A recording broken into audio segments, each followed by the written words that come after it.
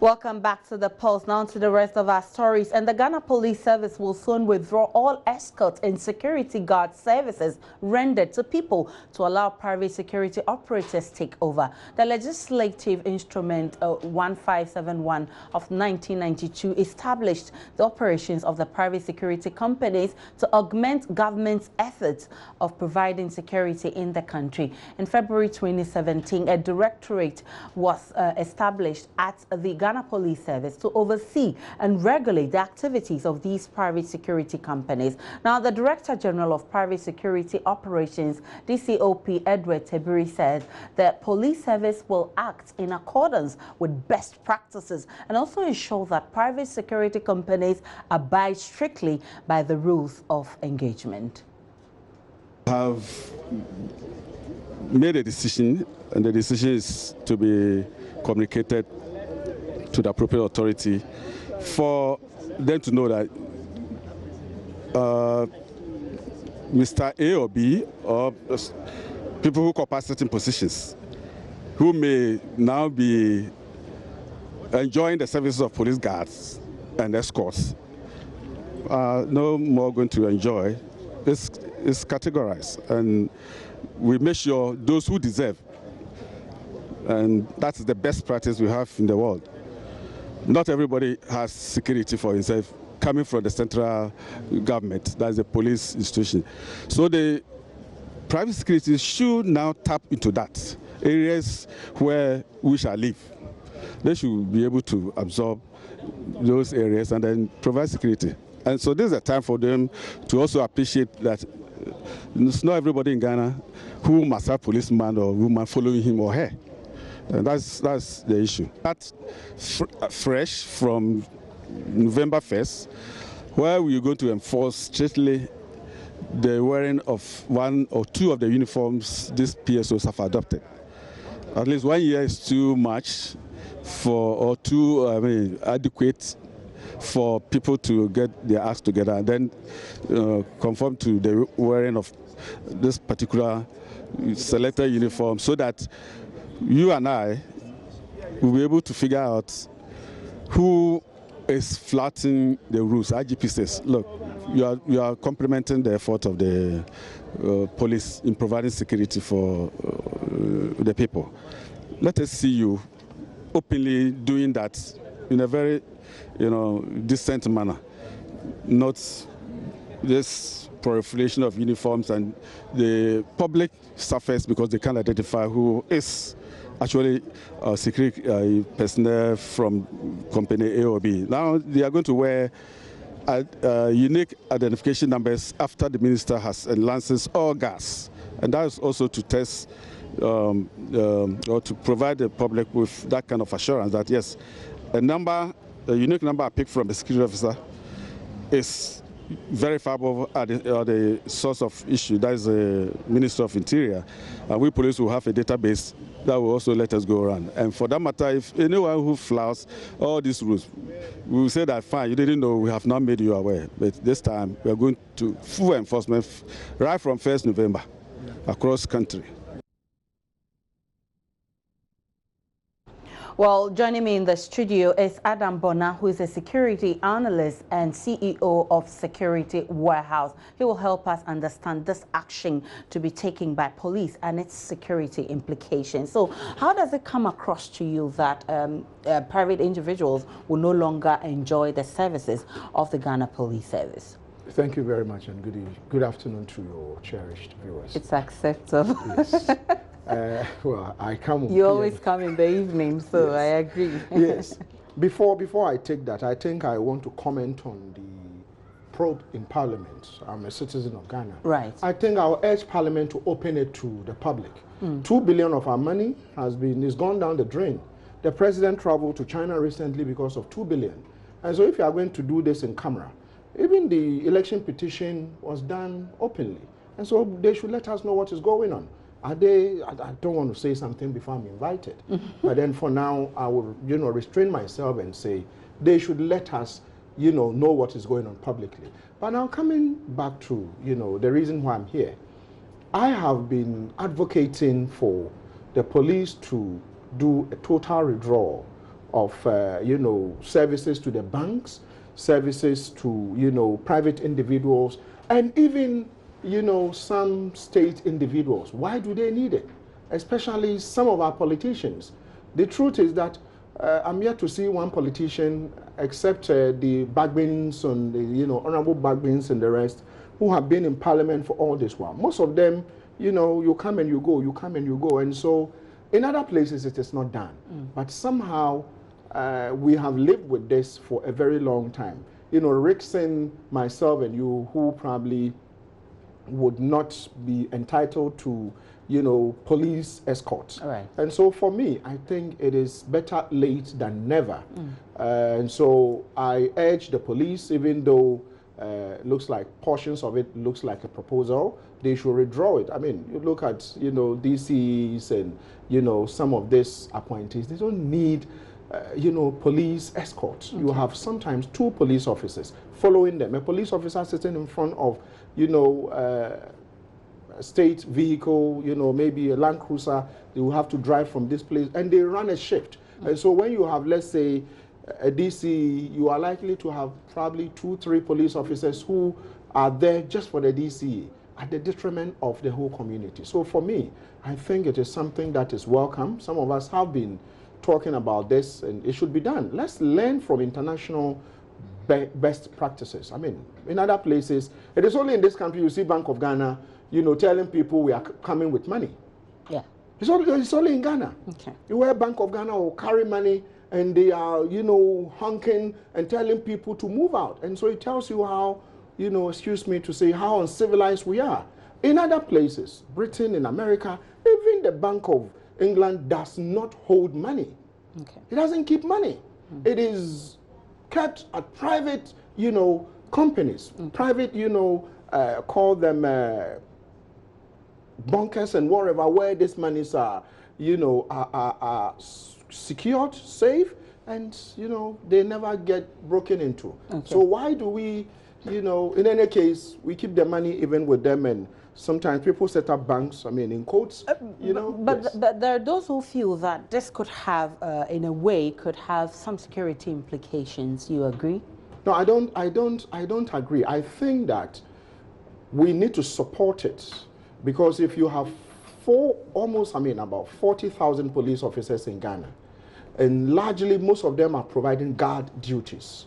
What it means is that those who are providing, you know, the normal patrol duties are less. And so for me, rather it's going to inure to our benefit, the larger community. With regards to, you know, insecurity, what sort of insecurity? The truth is that I'm expecting the Ministry of Interior, the police service, to put in the proper structures. In other places, security officers are individually licensed. Okay. Where just like, you know, now we are going to have teachers giving licenses, and you are a journalist, you might have gone to one of our journalism schools, or, you know, and so people are given license to practice. Okay. And so these are some of the regulations that need to be put in place. And also we have, you know, few rogue private security companies. These security companies, you know, must be brought to speed. We need to bring them to at par with the other ones that are doing well. If you look at a private security guard, some of them are receiving as little as, what do you call it, 250. You know of the incident recently where the Attorney General, right? Right. Yes, where the place has been broken into several times. And if you ask, we had a private security company there, but I think whoever did the due diligence before bringing them in did not do proper due diligence on what is paid the private security officer who is supposed to be providing these vital documents within the AG's or the Attorney General's department. Right. And so somehow the place got broken into, laptops and probably state properties were stolen. But if someone had done due diligence and said, you know, every guard who is coming there should be paid a minimum of 700. Every guard who is coming there should be a minimum of maybe first degree, who, you know, wouldn't want to indulge in some of these things. And so for me, I think we need to up our game as a nation. We've come far. As for the private companies and how much they pay the security personnel, I mean, the least talked about it, the better. But that leads us to the conversation that, I mean, these people will now have to go and engage these private people to protect them if they need be. And the question is, do they have the kind of training that will enable them protect or, provide adequate security for these people? I think listening to the COP in charge of private security, there's going to be regulation. And so it's just like you want to enter the police service. What qualifications do you have? I mean, you go through some form of training. And so if the proper infrastructure is put in place, some of these private security companies, in fact, operate in kiosks. Yes. They don't have proper, registered address where you can go to and look for them. And I've seen some of them just... the security people, you come there and they are sleeping. Yes. And you can do whatever you want to do and go away. Exactly. And so I'm like, so can this person provide security for somebody who needs it? Well, you see, it depends on the training. It depends on the training. And who supervises this kind of training? Who supervises this kind of training? It should have been, the police. I mean, there is a directorate that is supposed to be doing the supervision. But as whether that directorate is properly resourced, because these private security companies, remember, they pay, for their licenses or to be licensed to the Ministry of Interior and, the state. But probably if this directive is going to work, then the licensing regime should be rigorous. The payment should be commensurate to, supervision, so that you don't have a directorate that is ill-resourced. Because if you have a directorate that is ill-resourced, then we are going to have, the insecurity you are talking about. But for me, I think that it is welcome. They should go ahead and do it and put in more regulations to ensure and supervise these private security companies. Some of them are doing well, but the truth is that if you go out there and maybe 10, if you get 10 private security officers, 8 of them, won't be people who know what it means to be a security officer. Exactly. Sometimes they are shabbily dressed. Sometimes they are not, aware of their environment. Sometimes no one teaches them, to do what I call risk assessment. Right. Someone is coming in. How do you assess and know this person is coming to rob? How do you know this person who came here today?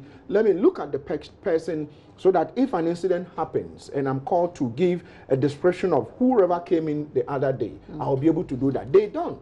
Sometimes you come in and they are playing with their phones. Right. And mostly you find out that the companies that engage these people, because they want cheap labor, they will not go in for, like the point you made earlier, like somebody, a degree holder, because they cannot afford to pay the person the minimum amount that they're required to pay the person. Again, they're looking at how much they're going to push into training this kind of person. But they're more interested in taking, huge monies from companies and people who need them, but pay less to these people. So as we are now going to engage more of them, how would you recommend that, this directorate dealing with these private security people handle the private companies? You see, one thing we haven't been able to do too well in this country is to be able to enforce a certain regime that says if you are a journalist with a first degree, with this number of years, per regulation,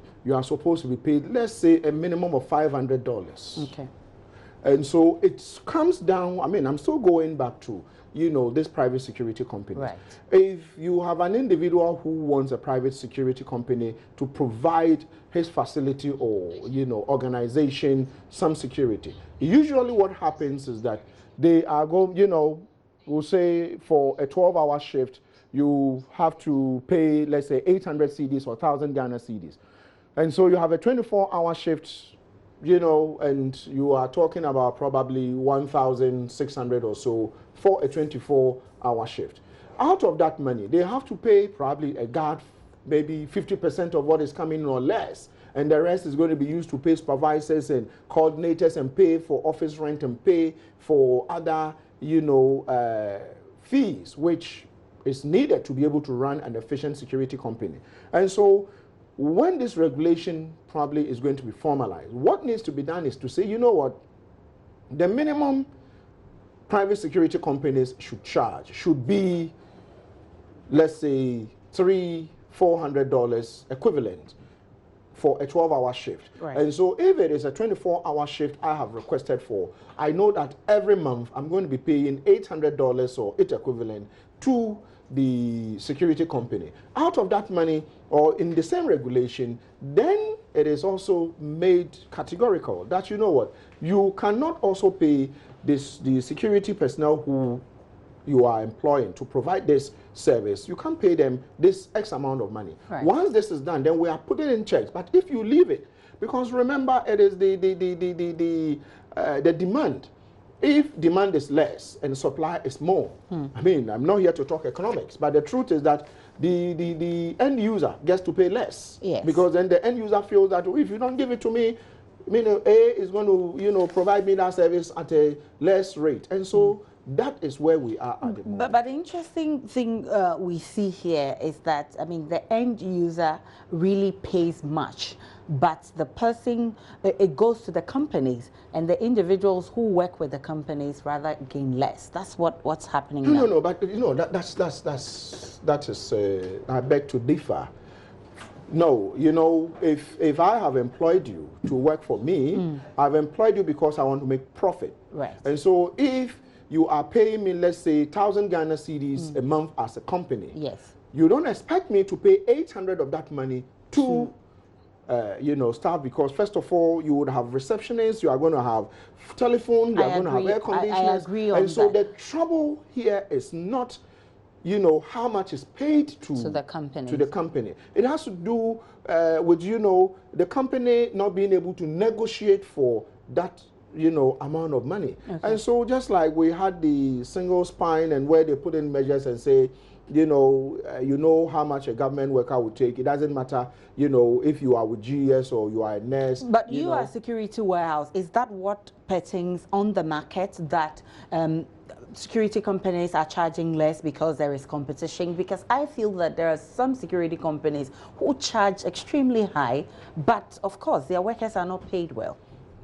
Well, I would want to, you see, we have categories. Yes. We have categories. Okay. If you go probably into a bank, you would have, I don't want to mention any bank or any company. Right. You go there and you would see a particular security officer who probably would have been posted to work in this bank for probably several years. Okay. And the banks pay more because apart from that security officer providing that lookout to fish out people who will be coming there to commit crimes, they also provide some services like helping you to fill forms, helping you to do other stuff. Okay. And so if the market rate is going for, let's say, 1,002, the bank, for instance, might pay 2,500 because then they say, we want this type of person with this qualification. Okay. And so with that request, you get to pay, they get to pay more. The diplomatic missions do also pay more because these monies are usually paid from the country that they are representing and all that. But when you come within, you know, I mean, I don't know whether multimedia, I think you have your own in-house. I don't know whether it's an in-house security company. But the truth is that largely 99% of the private security companies do not get, you know, pay that much. They don't get that much money. And so this is an open secret. But our security warehouse, we don't do, because of that, we don't actually do, you know, guard service. Okay. We are purely into electronics and surveillance and all that. Okay. Because the truth is that we wouldn't want to call it pay the slave wages, call them that way. Yeah. So having established the fact that, I mean, the pay or the salaries that the individuals earn, I mean, goes a long way to, you know, ensure they provide the adequate services. How do we do this? How does the regulators ensure that the people have a standard? Because I don't know if that regulation provides for how much should be paid or what's the minimum wage that should be paid a security personnel in the private security companies. I haven't seen the regulation, but I'll be hoping. I mean, I believe that those of us who work within the space usually have the opportunity to speak to, you know, policymakers and say, you know, can you tweak this, can you do this? I think that it will be something that the regulator should do, The regulator should do that in the sense that if you go to more advanced and serious countries, private security would have to, they do more of the work with regards to, you know, providing security, you know, bank escort. You know, over here, I think that there again, Bank of Ghana needs to do a lot more, because then we have pickups that are being used for, what do you call it, call them bullion vans. And when you say a bullion van, you would have to go and check what a bullion van, what the description should be. But these are vehicles that are more sophisticated, that bullets and other things can. But unfortunately, if you come here, we use pickups and we put, you know, we cover the back and they put money there. And so I would hope that in the regulation, some of these things would be itemized. In other places, you cannot rob a bullion van because these are digital bullion vans with money shredders. When I say money shredders, if you have a private security guard who goes into a bank, let's say Halifax, or goes into any, I mean, those days Halifax or some, you know, any of the British banks, they go to take money. They go with the chemical vests covering their face with the you know, the case that carries the money. Okay. The trouble is that if he comes out and you attack him, that little box is carrying would explode. Okay. And the money will shred. But the truth is that before that money left the Bank of England knows the serial number. Yeah. And so if that money gets shredded, you only pay to the Bank of England for reprinting of the currency, which we don't do. And so if all these measures are put in place, I've only seen, I think there's 1 or 2 companies who actually use, you know, fortified bullion vans. The rest of them just have pickups turn into bullion vans, which is wrong. And so the regulation should itemize all this, where we have money counting machines that are, you know, connected to, what do you call it, the Bank of Ghana. So when the monies are leaving, we know this money is with these serial numbers left. Yeah. And so it even helps so that when banks are robbed, the Bank of Ghana can easily come out and flag the serial number. So the moment it hits the bank, if Aisha brought it, you can tell that, okay, Aisha should have some link to that. But unfortunately, we don't have it. All right. So a very interesting conversation we're having over the fact that police personnel will be pulled out from providing services to private individuals.